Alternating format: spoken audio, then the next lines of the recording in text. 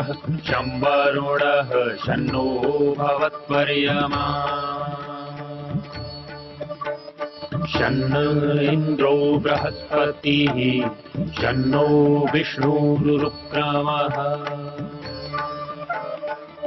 ॐ शान्ति शान्ति शान्तिः।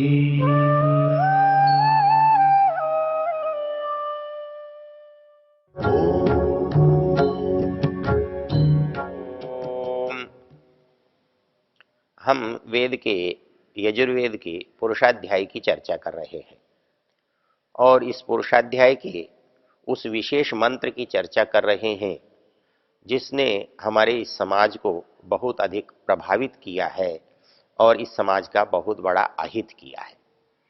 तो उस मंत्र को जानने समझने के लिए हमने बहुत सारे उपाय किए हैं और भिन्न भिन्न लोगों ने उसका भिन्न भिन्न जो अर्थ किया है उस अर्थ का वास्तव में क्या औचित्य है ये हमारे लिए देखने की बात है। हमने चर्चा की थी कि कोई चीज ठीक है या नहीं ठीक है ये केवल तर्क से सिद्ध नहीं है। तर्क उसमें सहायक है, तर्क उसका साधन है, किंतु ऐसा तर्क जो सब प्रयोजन हो, अर्थात जो अपने प्रयोजन का ही खंडन न करे, अपने उद्देश्य को ही समाप्त न करे, ऐसा तर्क ही वेद के वास्तविक अर्थ को दर्शा सकता है। हमने मनु के एक पंक्ति को देखा था, आर्षम धर्मोपदेशम च वेद शास्त्र अविरोधिना, अर्थात जो चीज ऋषियों की है उसे हम स्वीकार करते हैं, स्वीकार करके चलते हैं, क्योंकि वो गलत नहीं हो सकती या वो गलत प्रयोजन से कही नहीं गई है, ये बात सिद्ध है। और धर्मोपदेशंच, जो आप्त लोगों का, विद्वानों का, वेद के जानने वालों का जो उन्होंने कहा है वो ठीक है।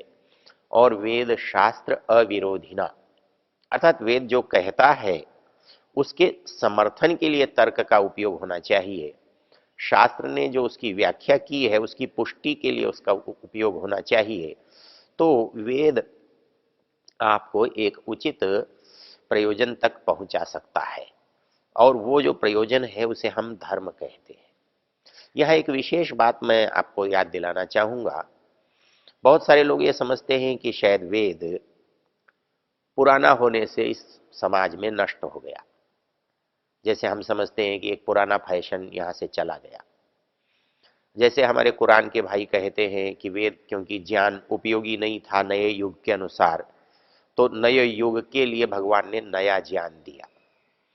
उसकी चर्चा हम फिर कभी करेंगे, लेकिन यह समझने की बात है और वस्तुओं की तरह से पुरानी होने से, लोगों को पसंद न होने से, लोगों की उपयोगिता नष्ट हो जाने से वेद इस समाज से मिटा हो, वेद इस समाज से दूर हुआ हो, ऐसी बात नहीं है। क्योंकि वेद तो हजारों हजारों वर्षों से चल रहा है। हम जानते हैं, इतिहास में पढ़ते भी हैं और देखते भी हैं कि वेद से पहले किसी प्रकार के धर्म ग्रंथों का कोई अस्तित्व हमें दिखाई नहीं देता। और वो अस्तित्व दिखाई नहीं देता एक चीज है, और दूसरों का अस्तित्व कब दिखाई देता है ये भी महत्वपूर्ण है। अर्थात जब तक वेद का अस्तित्व था तब तक दूसरों का अस्तित्व नहीं था। जब भी जो भी धर्म ग्रंथ, धर्म, ईश्वर पैदा हुए हैं उनको यदि आप कालक्रम से भी देख लें, चाहे वो पारसी हो, बौद्ध हो, जैन हो, इस्लाम हो, ईसाइयत हो, और ये जितने भी मत संप्रदाय हुए हैं, ये संप्रदाय इनमें से एक भी वेद से पहले का नहीं है और वेद के सामने का नहीं है। अर्थात ये तब उत्पन्न हुए हैं जब वेद का इस समाज से, इस धरातल से लोप हो चुका है। तो इसलिए ये तो नहीं सोचा जा सकता कि ये वेद से उत्कृष्ट होने के कारण ये स्वीकार हुए हैं, या वेद जिस बात को पूरा नहीं कर सकता था उसको पूरा करने के लिए इनका प्रादुर्भाव हुआ है। ये जो तर्क है कि उनकी पुरानी चीज अनुपयोगी होती है इसलिए नई चीजों का जन्म होता है, ये बात किन्हीं संदर्भों में ठीक है और ये इस संदर्भ में भी ठीक हो सकती थी यदि वेद का पठन पाठन अपने पूर्ण रूप में होता और यदि उसके विरोध में कोई खड़ा होता और ये कहता कि ये बात गलत है इसलिए दूसरी बात स्वीकार की जानी चाहिए और स्वीकार की जाती तो ये मान्य था कि ये वेद के अनुपयोगिता के कारण से, वेद की न्यूनता के कारण से इन धर्मों का, इन धर्म ग्रंथों का प्रादुर्भाव हुआ। मूल चीज क्या है? मूल चीज ये है कि वेद हमारे लिए सहज हैं, स्वाभाविक हैं और वो अपने आप नहीं हटे हैं, हटाए गए हैं। हमारे जीवन से वेद को समाप्त किया गया है। तो वेद को जब समाप्त ही कर दिया, हमारे पुराने इस भारतीय इतिहास के धुरंधरों ने, धार्मिक और राजसत्ता के आचार्यों ने जब स्त्री और शूद्रों को वेद पढ़ने के अधिकार से वंचित कर दिया, तो स्वाभाविक है कि वेद के अभाव में यदि वेद का प्रकाश नहीं है तो अंधकार होना ही है और उस अंधकार में किसी को भी प्रकाश की इच्छा होगी, प्रकाश के लिए प्रयत्न करेगा और वो प्रकाश उसके अंदर से पैदा होगा, उसको कहीं हाथ पैर मारने से मिलेगा। तो वो जो प्रकाश है वो मनुष्य ने अपने बुद्धि कौशल से, अपने अनुभव से प्रकाशित किया और वो चाहे बौद्ध के रूप में, बुद्ध के रूप में है या महावीर जैन के रूप में है या वो चारवाक के रूप में है, ये सब ज्ञान पैदा हुए बाद में और उन्होंने अंधेरे में उसको टटोल के रास्ता बनाने का यत्न किया। तो ये जो रास्ता बनाया गया इसकी तुलना वेद से नहीं हो पाती। ये जो कहना है कि ये वेद के विरोध में पैदा हुए हैं, ये कथन संगत नहीं है, युक्ति संगत नहीं है, क्योंकि ये वेद के अभाव में उन लोगों ने पैदा किए हैं जिनके पास वेद स्वीकार्य नहीं था या जिनको वेद की अनुमति नहीं थी। जब वेद की अनुमति के अभाव में जिन लोगों ने इस ज्ञान को पैदा किया तो वो ज्ञान वेद से तुलना की जा सकती है लेकिन तुलनीय हो ये स्वाभाविक नहीं है, क्योंकि काल की कसौटी पर जो ज्ञान रहा वो एक ही रहा, दूसरा हुआ ही नहीं, क्योंकि उसकी आवश्यकता नहीं थी। एक ऐसा ज्ञान जो सबकी आवश्यकता को पूरा कर सकता था, जो सबकी समस्याओं का निदान कर सकता था, जो सबको सहज सुलभ था, इसलिए दूसरे की आवश्यकता नहीं थी। दूसरे जितने ज्ञान या धर्म उत्पन्न हुए हैं उनकी सबसे बड़ी विचित्रता यही है, न तो वो सबके लिए बने हैं, न वो सार्वकाल के लिए बने हैं, वो सबकी समस्याओं का समाधान करने में समर्थ भी नहीं है। जैसे मनुष्य के गुण होते हैं, मनुष्य के दोष होते हैं, वो सब उनमें पाए जाते हैं। कोई केवल छोटे से देश के लिए बना, कोई छोटे से वर्ग के लिए बना, कोई छोटे से स्थान के लिए बना, तो उसके कारण से ये जो नए नए मतांतरों का विस्तार हुआ तो वो स्वाभाविक रूप से संक्षिप्त देश से भी थे, संक्षिप्त काल से भी थे और संक्षिप्त ज्ञान से भी थे। इसके लिए एक उदाहरण है, क्योंकि धर्म है, धर्म ग्रंथ है, एक गुरु है, एक ईश्वर है, इनमें आपस में संबंध है। हमारे जीने का जो रास्ता है उसे हम धर्म कहते हैं। भाई आदमी क्या करे, उसका प्रातःकाल से सायंकाल तक की दिनचर्या कैसी हो, उसका छोटा जीवन, बड़े होने का जीवन, वृद्धावस्था का जीवन कैसा हो, उसका पारिवारिक, उसका सामाजिक जीवन कैसा हो, तो ये जो हमारे जीवन की हर क्षेत्र की समस्याएं हैं, इन समस्याओं का जो निदान है, समाधान है, वो इन ग्रंथों में मिलना चाहिए। और इसलिए जिस गुरु ने, जिस भी धर्म प्रवर्तक ने जिन समस्याओं को देखा और उसके लिए जो उसको समाधान अच्छा लगा, उचित लगा, उसने वो समाधान अपने उसमें दिया। तो इस तरह से तीन चीजें हमारे सामने आई। एक तो वो आई कि हमें करना क्या चाहिए, जिसे हम धर्म कहते हैं। वो चीज जिसमें ये चीज बताई गई है उसे हम धर्म ग्रंथ कहते हैं। इस धर्म को बताने के लिए धर्म ग्रंथ की जिसने रचना की है, उस रचनाकार मनुष्य को हम गुरु कहते हैं। और उसकी बड़ी सत्ता को जिसकी ओर वो ले जाता है उसे हम ईश्वर कहते हैं, भगवान कहते हैं। जो भी बड़ी सत्ता है उसका नाम देते हैं। तो हुआ क्या, वेद था, वेद का ज्ञान, वेद धर्म ग्रंथ था, उसकी जो जीने की शैली थी वो वैदिक धर्म थी। और उसको बताने वाले ऋषि लोग, आप्त लोग, ज्ञानी लोगों ने हमारे सामने बहुत सारा साहित्य और उपदेश हमारे सामने रखा हुआ था। और इसके स्रोत के रूप में, इसकी स्थायी व्यवस्था के रूप में हमारे पास एक ईश्वर था। इसलिए एक धर्म ग्रंथ था, एक गुरु था, एक ईश्वर था, और एक ही तरह से हमारी व्यवस्था चल रही थी। तब हमें दूसरी व्यवस्था की आवश्यकता नहीं थी।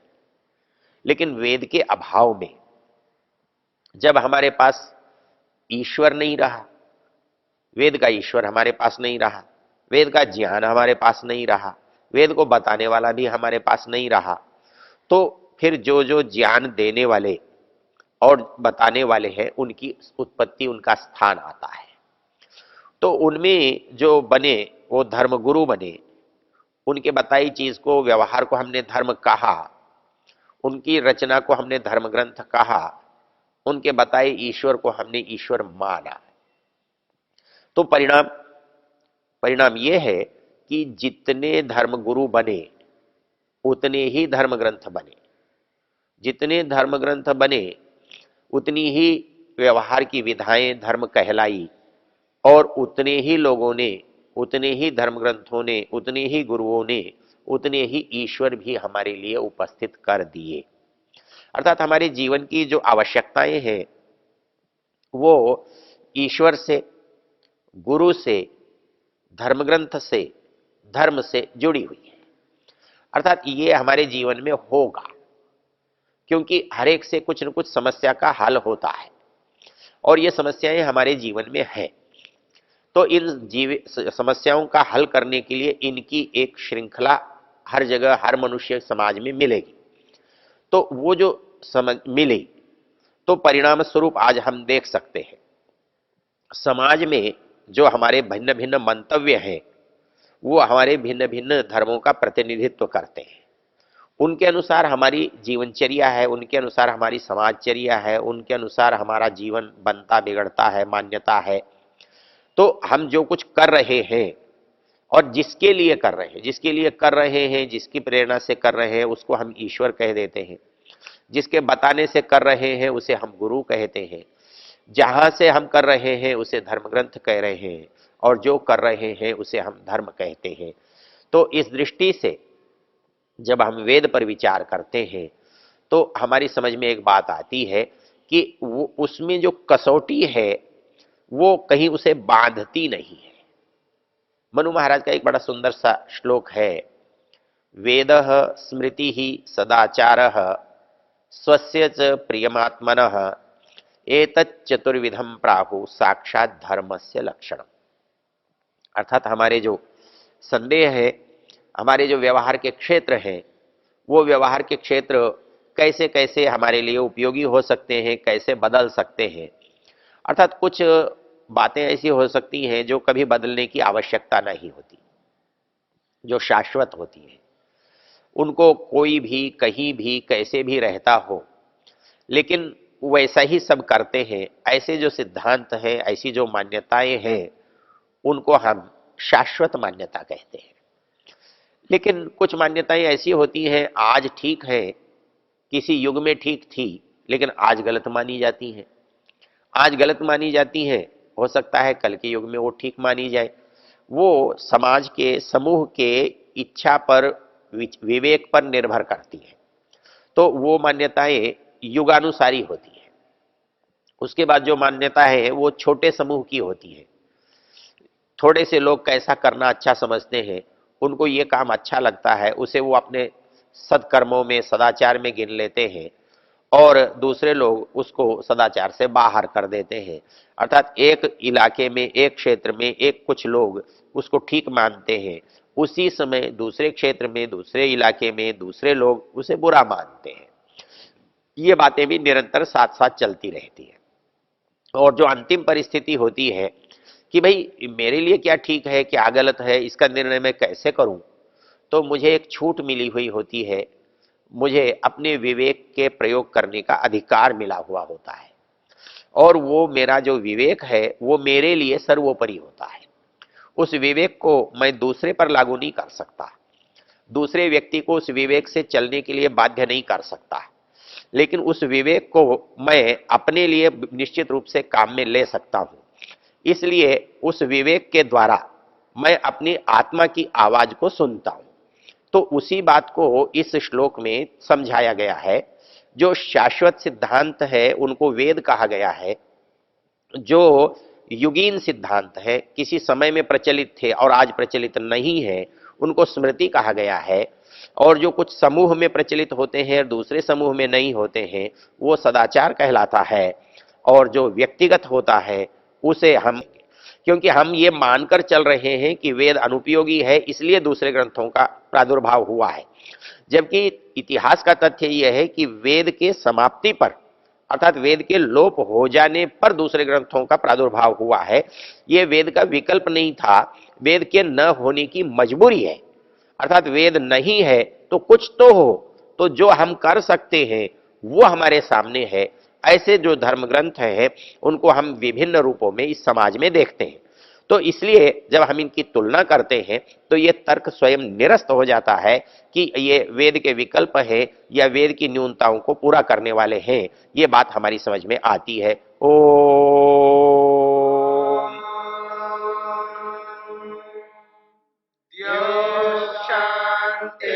शांतिरंतरिक्षं शांति पृथिवी शांतिरापः शांतिरोषधयः शांतिः वनस्पतयः शांतिर्विश्वे देवाः शांति ब्रह्म शांति सर्वं शांति शांतिरेव शांति क्षमा शांतिरेधि